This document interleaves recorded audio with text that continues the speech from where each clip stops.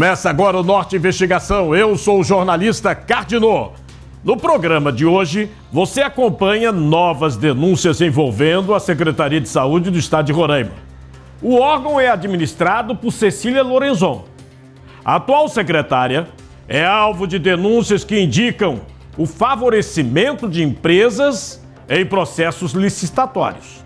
Segundo apurações, a secretaria vem realizando supostas práticas na tentativa de burlar processos de contratações. As empresas Aiplan Construções, Comércio e Serviços e Liponge são apontadas como favorecidas. A equipe do Norte Investigação foi a campo apurar a denúncia. Confira todos os detalhes agora. A Secretaria de Saúde de Roraima vem sendo alvo de denúncias há anos. A gestão administrada por Cecília Smith Lorenzon é cercada por polêmicas e operações policiais contra possíveis irregularidades e atos de corrupção na CESAL. O Núcleo de Investigação recebeu uma série de denúncias novamente contra a secretária de Saúde. De acordo com informações destes documentos, a CESAL vem realizando diversas dispensas de licitações, quebra da ordem cronológica de pagamentos e repasses milionários de indenização para empresas que já prestaram supostos serviços emergenciais para o governo de Roraima. Esse especialista em direito administrativo explica que a secretária não pode realizar esse tipo de manobra e esse ato diverge do que a lei de licitação prevê. Isso, no aspecto administrativo, pode ser considerado uma infração administrativa e um ato de improbidade administrativa, que pode gerar um processo por improbidade administrativa e, no final, acumular com a perda da função pública, com a necessidade de ressarcimento ao erário. Por quê? Você caracteriza nesse ato em questão pagamentos sem cobertura contratual, ou seja, o contrato terminou, o pedido de aditivo ainda está sob fundamentação, sob análise, sob verificação dos órgãos competentes e você continua pagando. Então, isso é chamado de pagamento ilegítimo.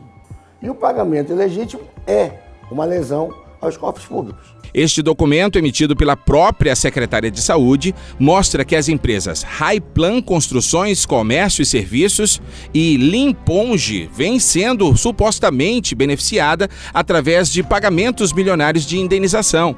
As empresas fornecem serviços de limpeza em diversos órgãos e instituições do Estado. Esses dados do portal SEI Roraima revelam que, juntas, as duas empresas receberam entre 2020 e 2024 mais de 68 milhões de reais dos cofres do governo de Roraima. De acordo com o site da Receita Federal, a empresa Aiplan Construções pertence ao empresário Júlio Rodrigues Ferreira e a Liponge pertence a Gilce de Oliveira Pinto, que possivelmente seria a esposa de Júlio. Vejam vocês, 2020 nós estávamos na pandemia, Covid, e aí houve medidas provisórias para que os governos estaduais, os governos municipais não precisassem fazer licitação, porque era pandemia. Havia aquela necessidade de compras urgentes de equipamentos. Mas governos estaduais, municipais e até o governo federal, eles se aproveitaram daquele momento.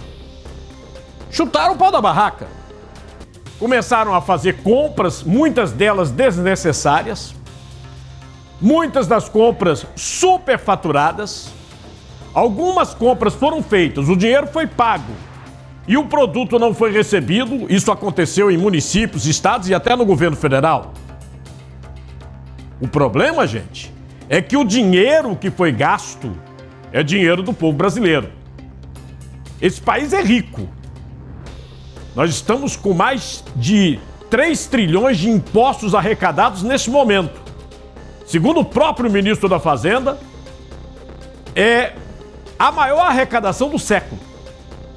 Tirando a inflação, subiu 10% em relação ao ano passado. É muito dinheiro. Agora a gente tem muito ladrão do dinheiro público também. O problema desse país é esse. Isso sim é a bronca. E não estou vendo cadeia para os ladrões do dinheiro público. Aí a equipe solicitou um posicionamento da Secretaria de Educação. Em nota, a Secretaria se limitou a dizer que os procedimentos licitatórios são necessários para assegurar a continuidade do serviço e que as informações sobre o trâmite dos processos licitatórios são fornecidas aos órgãos públicos de controle. É o que diz a Secretaria. Tá? Então, daqui a pouco eu vou mostrar a segunda parte da reportagem, você vai ver que vem mais bronca por aí. E essa resposta tá assim, desse tamanho, né? Curta, resumida, mas é o que a Secretaria disse. Tá? Na reportagem de hoje, você confere novas denúncias envolvendo a Secretaria de Saúde de Roraima. Documentos apontam favorecimento das empresas Raiplan Construções, Comércio e Serviços e Liponge em processos licitatórios. A nossa equipe foi a campo apurar a denúncia. Você confere agora nessa segunda parte da reportagem investigativa. Um inquérito da Diretoria de Investigação e Combate ao Crime Organizado da Polícia Federal revela que a Raiplan teve suas atividades iniciadas no ano de 1999, tendo como atividade principal a construção de edifícios. Inicialmente, a empresa contava com 3 sócios: Jorge Luiz Cordeiro Dias, Gilce de Oliveira Pinto e Júlio Rodrigues Ferreira. Em 2018, a empresa realizou a alteração do contrato social e excluiu do seu quadro o sócio Jorge Luiz e Gilce e incluiu a empresária Rita Sinésia Neta de Souza. Após a saída de Gilce do quadro societário da empresa Raiplan, ela permaneceu como sócia da empresa Gilce O. Pinto Liponge. As empresas foram citadas em investigações da Polícia Federal que apurava o possível favorecimento de ambas em contratos com o governo de Roraima. Essa é a sede da empresa Liponge em Boa Vista. Nossa equipe tentou falar com algum representante sobre as denúncias, porém não fomos recebidos. Também procuramos a empresa Raiplan. Uma funcionária afirmou que há contratos firmados entre a CESAL e a empresa. Eu até conversei com o dono da empresa. O que eu tenho a dizer é o quê? Que nós temos contrato com a saúde, apesar de a gente estar esperando sair a licitação. Saiu uma licitação, por último agora, está 15 dias. Foi cancelado, que aí eu também não sei porquê. Eles colocam só no Compras.net, que é interesse da administração. Cancelou, ganhei lotes, a empresa ganhou lotes, mas infelizmente foi cancelada. Procuramos também a secretária de Saúde, Cecília Smith Lorenzon, mas não a encontramos na sede da CESAL. A doutora Cecília não chegou. Ela está fora do estado? Não, ela já chegou aqui em Boa Vista, ela não está aqui na secretaria. As empresas continuam prestando serviços no Instituto de Educação de Roraima, Instituto de Terras e Colonização do Estado de Roraima, Secretaria de Estado da Educação e Desportos e Secretaria de Saúde. Eu vejo aí indícios de irregularidades no início do procedimento, ou seja, dispensar uma licitação. A licitação é regra. Dispensar uma licitação é exceção. Em razão da emergência. Se eu trabalho em uma Secretaria de Estado de Saúde, eu não sei que eu tenho que comprar remédios? Vou comprar remédios por emergência? Eu não sei que eu tenho que comprar materiais hospitalares? Eu não sei que eu tenho que contratar serviços de limpeza? Eu vou ter que aguardar a emergência? Eu vou ter que aguardar acabar o remédio para poder contratar alegando emergência? Isso aí, no mínimo, é um fortíssimo indício da falta de planejamento. E além de um contrato ter sido firmado sob uma ótica suspeita, a manutenção dele ter sido realizada sobre uma visão ainda mais suspeita, eu vou ir aditivo. Faço com que ele fique mais tempo, contrariando o parecer da Procuradoria-Geral do Estado, que alegou que, na verdade, asseverou a impossibilidade de aditivo sob a forma de necessidade, pois não havia essa necessidade.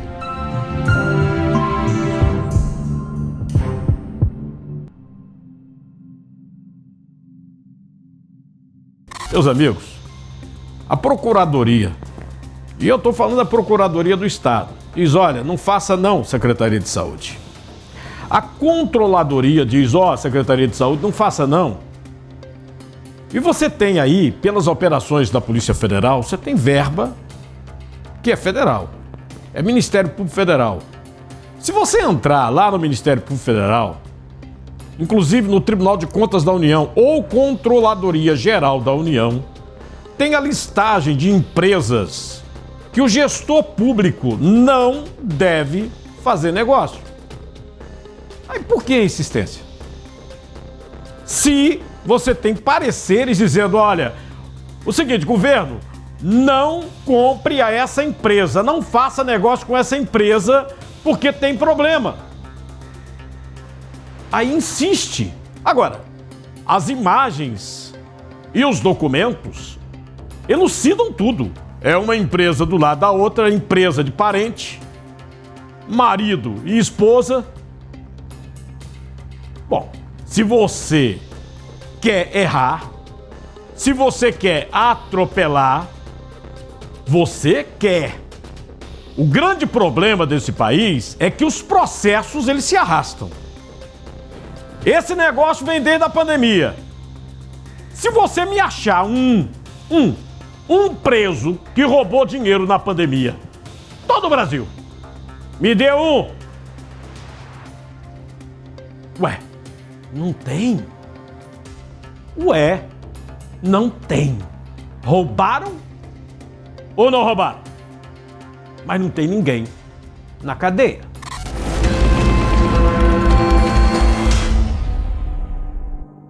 O relato que você vai assistir agora é de alguém que não vê o irmão desde 2022. Foi de uma forma bem repentina, sabe? Ele foi ameaçado um pouco antes, aí ficou em casa uma semana mais ou menos. Posteriormente, a hora que ele voltou para a rua, até para rever os amigos, ele simplesmente não retornou mais, sumiu. Era por volta das 10 horas da manhã do dia 26 de junho de 2022, quando Isaac Oliveira da Silva foi visto pela última vez, aqui, na quadra 6 do Paranoá. A gente tem esperança, sabe? O que a gente espera é ter uma resposta das forças de segurança. A gente espera uma resposta porque a gente conhece a competência, sabe? Então, se não foi resolvido até agora, se a família, se a sociedade não teve uma resposta desse caso até o presente momento, é porque faltou a vontade no nível certo, sabe? Faltou a vontade no nível certo, a complexidade dessa situação, desse caso. Porque realmente investigar desaparecimentos tem que ter uma situação muito mais abrangente da polícia para saber o que aconteceu, para saber com que a pessoa estava, sabe? Infelizmente, a gente vê que faltou alguma coisa para resolver esse caso. O caso contrário seria afirmar que as autoridades são incompetentes. E isso eu tenho certeza que não são. O cliente sabe que já teve várias situações igual a dele e foram todas resolvidas. Por que só dele que não foi? Enoque diz que a fé é o que tem ajudado a família a suportar a dor da incerteza. Só sofrimento, sabe? Só sofrimento, só dor. A gente teve que falar com nossa mãe, com nossos pais, que ele tinha que se pegar com Deus, ir para a igreja, orar bastante para Deus nos ajudar a levar essa cruz. Porque diante de uma situação dessa, a pessoa simplesmente tem que se apegar com Deus, porque infelizmente as autoridades não deram nenhuma resposta, sabe? Nenhuma resposta que nos diga que ele possa estar vivo ou morto. Então é Deus, nesse momento é só Deus. Isaac Oliveira da Silva era dependente químico e vinha sofrendo ameaças. Apesar disso, a família ainda tem a esperança de que ele esteja vivo. A esperança que a gente tem é que ele possa estar vivo, né? Ou que ele possa estar em alguma fazenda, trabalhando, até num trabalho análogo à escravidão, sem poder sair, sem contato, sabe? Ou que ele possa ter virado um andareiro, estar aí rodando essas rodovias do Brasil, ou até no São Paulo, naquela multidão de infelizmente, até mortos-vivos, né? Que é a nossa realidade hoje em dia. Então, o que a gente espera é que ele possa estar vivo, apesar de termos uma certa certeza que algo de muito ruim aconteceu com ele, sabe? Infelizmente, a gente não pode negar que também a possibilidade dele estar morto é bem expressiva, sabe? É bastante expressiva. Enoque aproveitou para fazer um apelo. Eu peço aí às autoridades, sabe, aos homens de bens, aos colegas policiais aí, não só do DF, mas todo o Brasil, porque é uma situação bastante difícil, bastante drástica, sabe? Que leva assim, a pessoa assim, a uma ausência total de informações. Então eu peço que as autoridades, aos cidadãos de bem, nos ajude, sabe, com informações, sabe, com notícia, informação, e que a polícia volte a olhar para esse caso com um pouquinho mais de atenção, sabe, para que a gente possa ter uma resposta e possa ter um desfecho, porque é tudo o que a gente espera, sabe, ter um desfecho. Tem algum contato? 61 992 57 3208. Esse é do meu zap. E é 61 995 71 15 29, que é o telefone normal.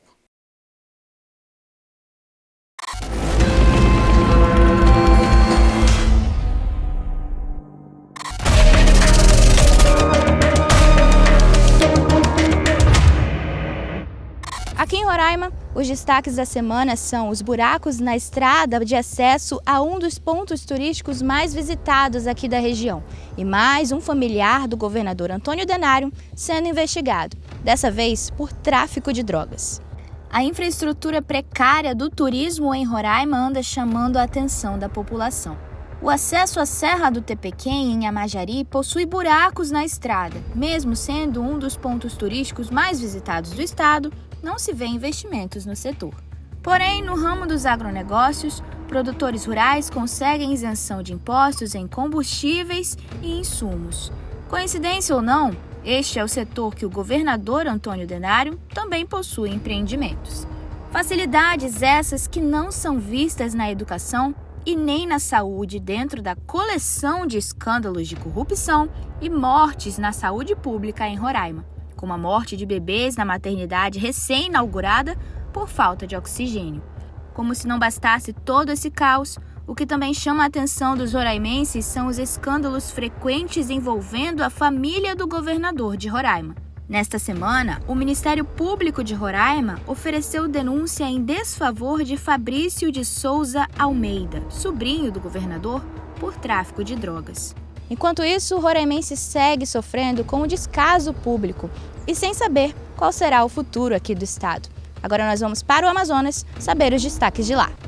A Polícia Federal realizou nesta semana a Operação Pasto Oculto, que teve como objetivo combater os crimes de desmatamento ilegal e invasão de terras públicas. Ao todo, foram cumpridos 5 mandados de busca e apreensão nas cidades de Tapauá, no interior do Amazonas, e em Curitiba, capital do Paraná. A investigação começou por meio do cruzamento de dados obtidos com o uso de uma tecnologia avançada que identificou o corte ilegal de árvores em mais de 2.000 hectares pertencentes a 3 fazendas no sul do Amazonas. Segundo a Polícia Federal, a análise dos dados confirmou que não havia licença ambiental para o desmatamento nestes locais. O prejuízo ambiental foi calculado em mais de 170 milhões de reais, levando a PF a fazer o sequestro de bens em valor correspondente ao prejuízo estimado. Durante a operação, joias, pedras preciosas como esmeraldas e até mesmo obras de artes com certificados de autenticidade foram apreendidas. Os envolvidos no esquema são investigados pelos crimes de desmatamento ilegal, invasão de terras da União e lavagem de dinheiro. Caso sejam condenados, as penas podem chegar a 17 anos de prisão. O De Olho no Norte segue agora para o estado de Tocantins. A Polícia Civil desarticulou uma célula de organização criminosa que atuava no Tocantins. A operação foi realizada em várias cidades do estado, incluindo Palmas, Paraíso do Tocantins e Araguaína. 10 alvos foram localizados e presos, conforme informou a Polícia Civil. A investigação, conduzida pela 6ª Divisão Especializada de Repressão ao Crime Organizado, a DEIC de Paraíso do Tocantins, revelou que o grupo fazia parte de uma facção criminosa paulista, com atuação em todo o país.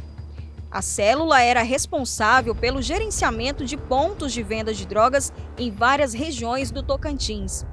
Alguns dos envolvidos também estavam encarregados de cobrar dívidas de drogas. Os mandados foram cumpridos em casas de membros da facção e contra alvos que já estavam presos em unidades penais. A operação contou com o apoio de diversas divisões especializadas da Polícia Civil, incluindo a Draco, Denarques e GOT. Com o cumprimento dessas ordens judiciais, a Polícia Civil dá mais um passo importante na desarticulação de facções criminosas que atuam no Tocantins, afetando diretamente o tráfico de drogas e a segurança pública do estado. O Islane Lima, de Palmas, Tocantins, para o Norte Investigação.